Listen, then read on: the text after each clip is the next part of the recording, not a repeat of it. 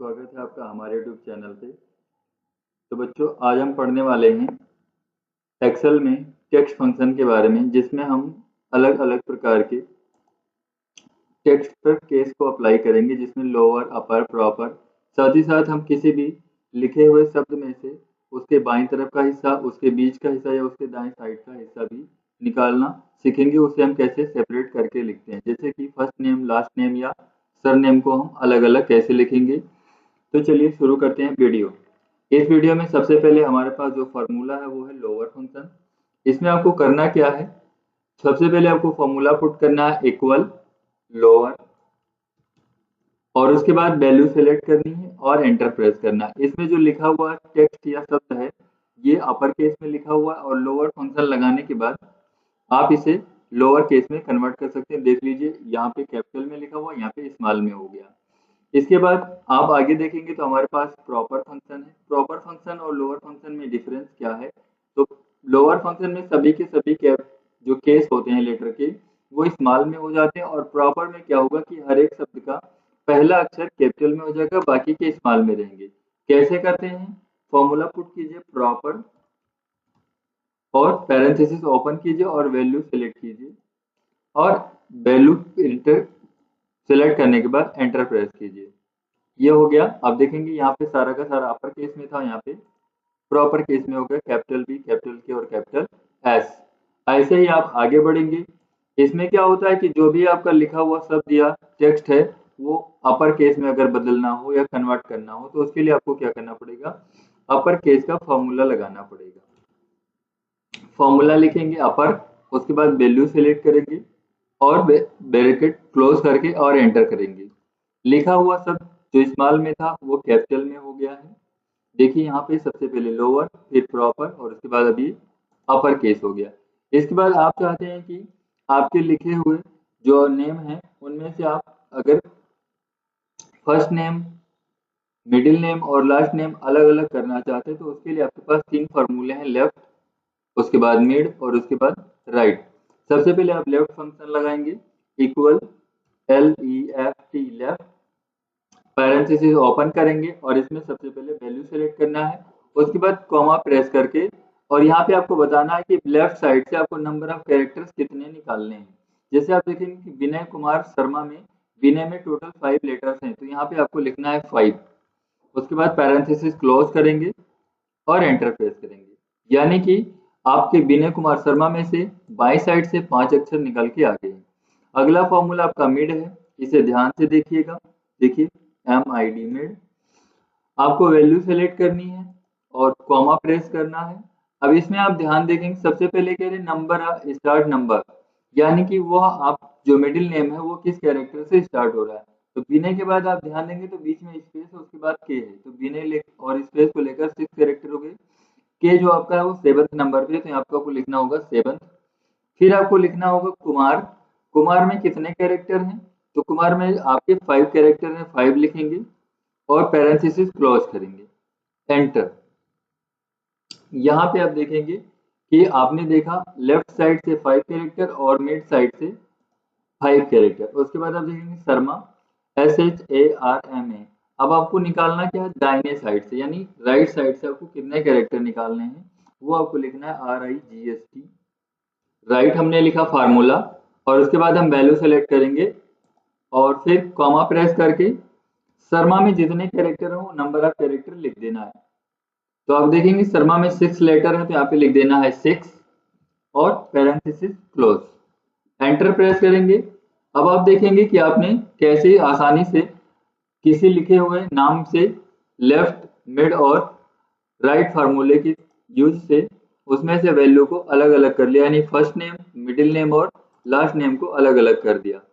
इसके बाद आगे आप देखेंगे हमारे पास जो फंक्शन है वो है किसी भी लिखे हुए टेक्स्ट या वर्ड से आपको उसमें कितने कैरेक्टर है वो गिनना है। तो उसके लिए हम लगाएंगे फंक्शन लेन, इक्वल LEN लेन, और आप वैल्यू सेलेक्ट करेंगे और पैरेंथेसिस क्लोज करके एंटर करेंगे।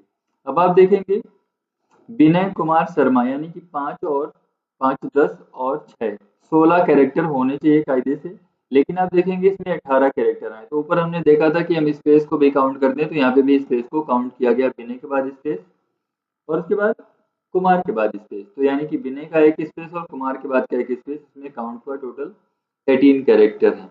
उसके बाद आगे हम फॉर्मूला देखेंगे। मैं एक और करके दिखा देता हूँ, शालिग्राम वर्मा का जो लिखा हुआ शब्द है, इसमें आपको लिखना है LEN, पूरा नाम होता है लेंथ, और ये पता करना रहता है कि किसी भी टेक्स्ट का लेंथ कितना है। यहाँ पे शालिग्राम को सिलेक्ट करना है और एंटर प्रेस करना है। इसमें टोटल 15 कैरेक्टर हैं स्पेस के साथ। आगे आप देखेंगे लिखा हुआ कनकैटिनेट। हाँ, आपने सही पढ़ा, कनकैटिनेट। कनकैटिनेट का मतलब क्या होता है? कनकैटिनेट का मतलब होता है किसी भी अलग अलग सेल को लिखे हुए वैल्यू को आप एक सेल में अगर इकट्ठा करना चाहते हैं तो उसके लिए आपको फॉर्मूला यूज करना है कनकैटिनेट का। जैसे कि आपको लिखना है इक्वल CONCATE, और आप थोड़ा सा फॉर्मूला लिखेंगे, पूरा फॉर्मूला आ जाएगा टैब बटन प्रेस करने से। उसके बाद आपको सिलेक्ट करना है वैल्यू राम, कॉमा प्रेस करना है, फिर सिलेक्ट करना है वैल्यू लाल, को पैरेंथेसिस क्लोज करना है, और ये हो गए काम। सही कहा आपने। आगे आपको देखना है श्याम प्रकाश लिखा हुआ है।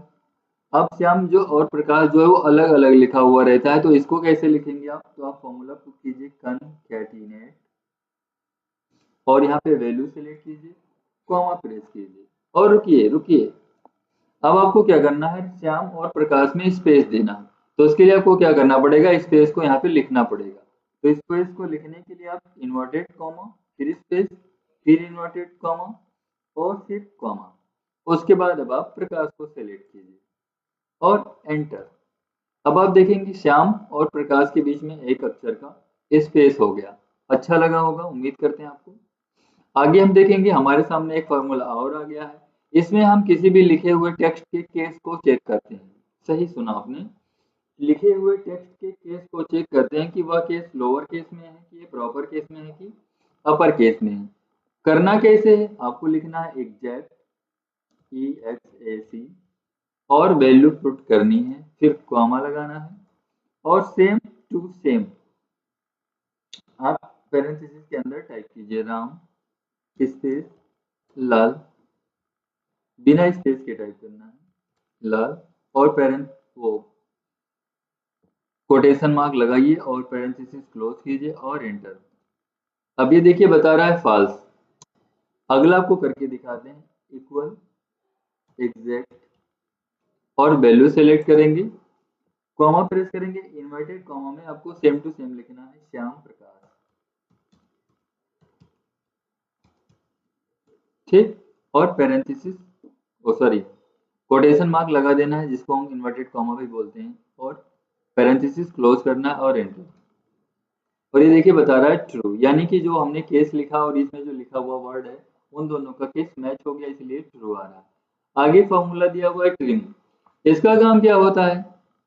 तो ट्रिम का काम ये होता है कि किसी भी लिखे हुए सेल के अंदर जो वैल्यू है उसमें जो अननेसेसरी स्पेसेस होती हैं उनको हटाने के लिए आप ट्रिम फार्मूले का यूज करते हैं।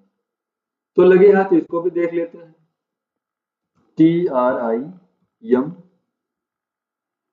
और हम यहाँ वैल्यू सेलेक्ट करेंगे और पैरेंथेसिस क्लोज करेंगे, एंटर। अच्छा, ये हो गया राकेश दास।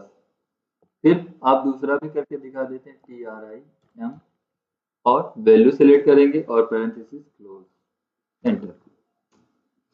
आज की वीडियो यहीं तक रहेगी। आशा करते हैं आपको सारी बातें समझ में आए होंगे। अगर समझ में नहीं आती है तो आप वीडियो को दोबारा देखिए, और अगर कोई क्वेरी है तो आप हमें कमेंट में ज़रूर बताएं।